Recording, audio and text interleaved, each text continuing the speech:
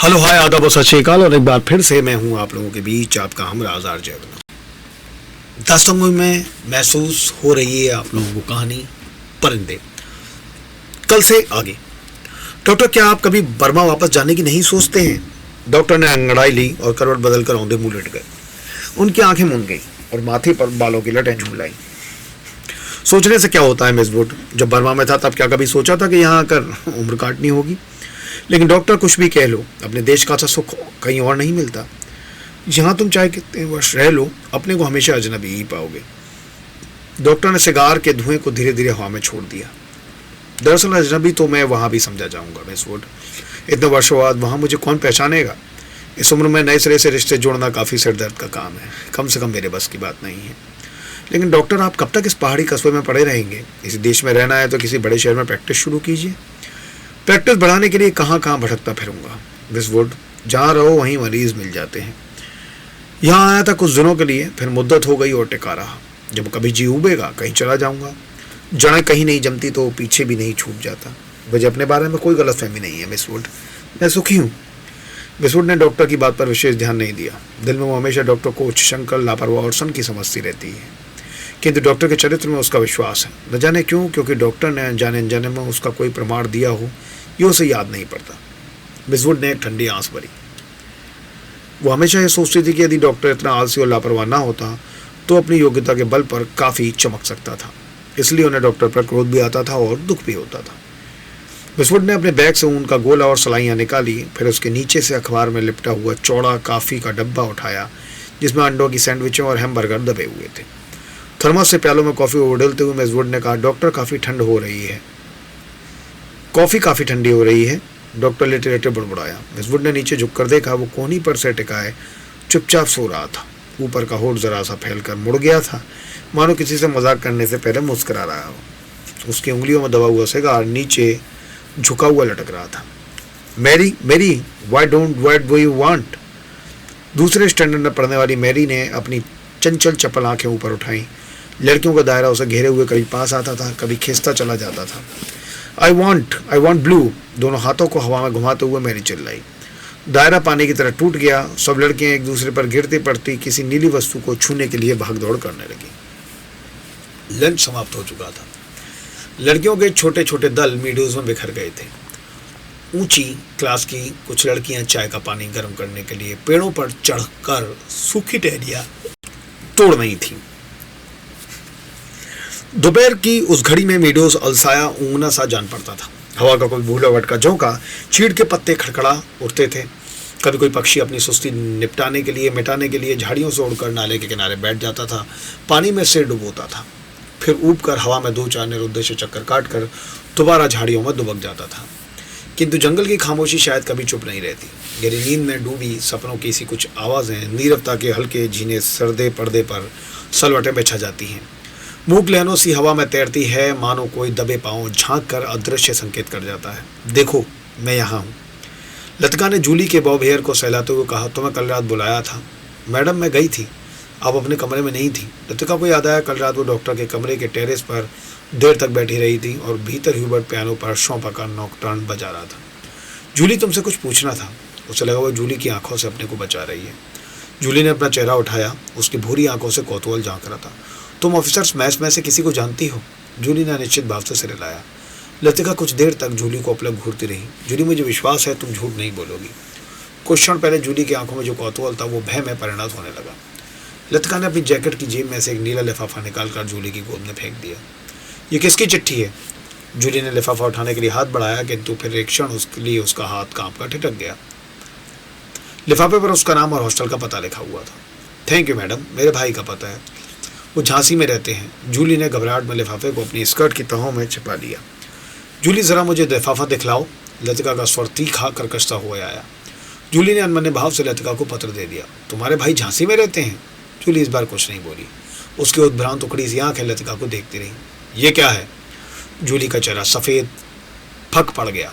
लिफाफे पर Kumaon regimental centre की मोहर उसकी ओर घूर रही थी। कौन है ये? लतिका ने पूछा।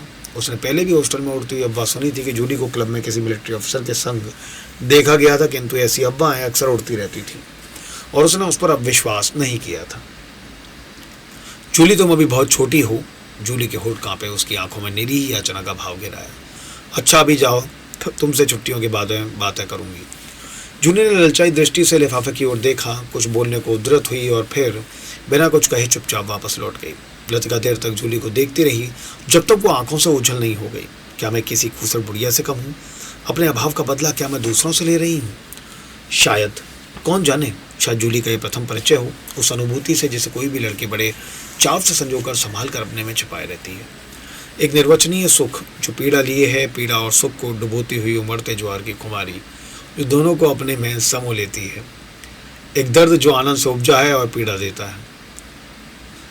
यही इसी देवदार के नीचे उसे भी यही लगा था जब गिरीश ने पूछा था, तुम चुप क्यों हो? वो आंखें मूंदे सोच रही थी। सोच कहाँ रही थी, जी रही थी उस क्षण को जो भय और विस्मय के बीच भिचा था। बहका सा पागल क्षण। वो अभी पीछे मुड़ेगी तो गिरीश की नर्वस मुस्कुराहट दिखाई दे जाएगी। उस दिन से आज दोपहर तक का अतीत एक दो स्वप्न की मानिंद टूट जाएगा। वही देवदार है जिस पर उसने अपने बालों की क्लिप से गिरीश का नाम लिखा था। पेड़ की छाल उतरती नहीं थी, क्लिप टूट टूट जाता था। तब गिरीश ने अपने नाम के नीचे उसका नाम लिखा था। जब कभी कोई अक्षर बिगड़ कर टेढ़ा मेढ़ा हो जाता था तब वो हंसती थी और गिरीश का कांपता हाथ और भी कांप जाता था। लतिका को लगा कि वो जो याद करती है वही भूलना भी चाहती है, लेकिन जब सचमुच भूलने लगती है तब उसे भय लगता है कि जैसे कोई उसकी किसी चीज़ को उसके हाथों से छीने लिए जा रहा है, ऐसा कुछ जो सदा के लिए खो जाएगा।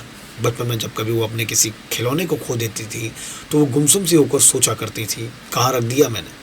जब बहुत दौड़ धूप करने पर खिलौना मिल जाता था तो वो बहाना करती थी कि अभी उसे खोज ही रही है कि वो अभी मिला नहीं है।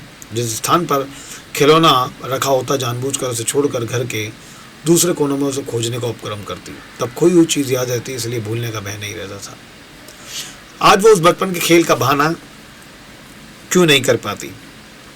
बहाना शायद करती है उसे याद करने का बहाना जो भूलता जा रहा है। दिन महीने बीत जाते हैं और वो उलझी हुई रहती है। अनजाने में गिरीश का चेहरा धुंधला पड़ता जाता है।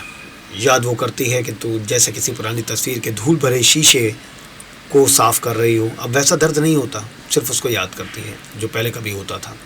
तब उसे अपने पर ग्लानि होती थी।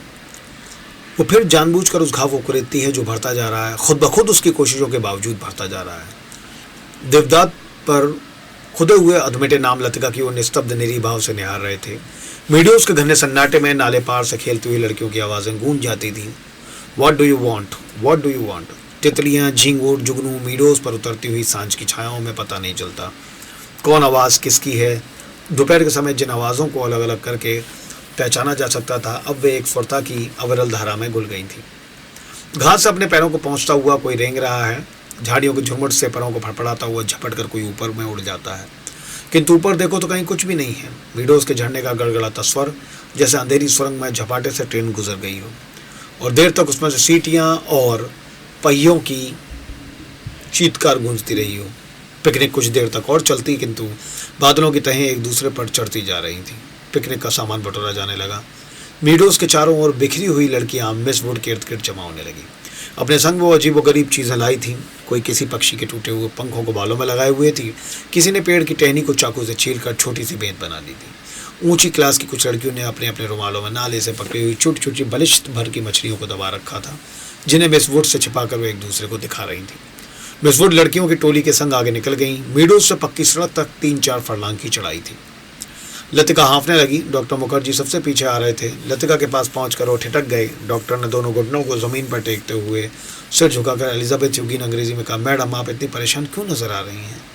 और डॉक्टर की नाटकीय मुद्रा देखकर लतिका के होठों पर एक थकी सी डीडी डीडी मुस्कुराहट बिखर गई। प्यास के मारे गला सूख रहा है और ये चढ़ाई है कि ख़त्म होने नहीं आती।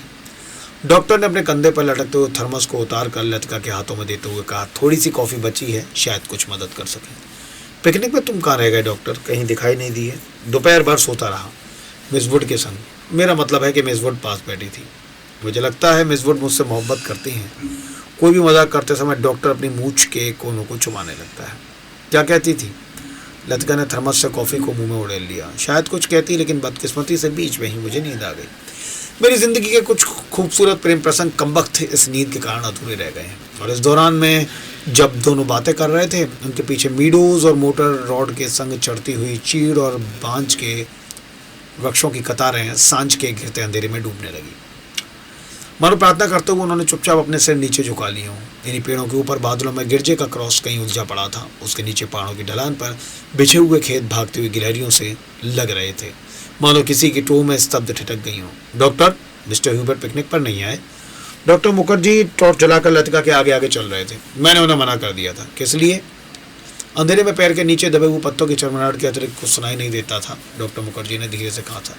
पिछले कुछ दिनों से मुझे संदेह होता जा रहा है कि ह्यूबर्ट की छाती का दर्द मामूली दर्द नहीं है। डॉक्टर थोड़ा सा जैसे उसे अपनी ये गंभीरता अरुचिकर लग रही हो। डॉक्टर ने प्रतीक्षा की और लाया शायद लतिका कुछ कहेगी, किंतु लतिका चुपचाप उसके पीछे चल रही थी। ये मेरा महज शक है, शायद मैं बिल्कुल गलत हूँ, किंतु बेहतर होगा कि वो अपने एक फेफड़े का एक्सरे करा ले। इससे कम से कम कोई भ्रम तो नहीं रहेगा।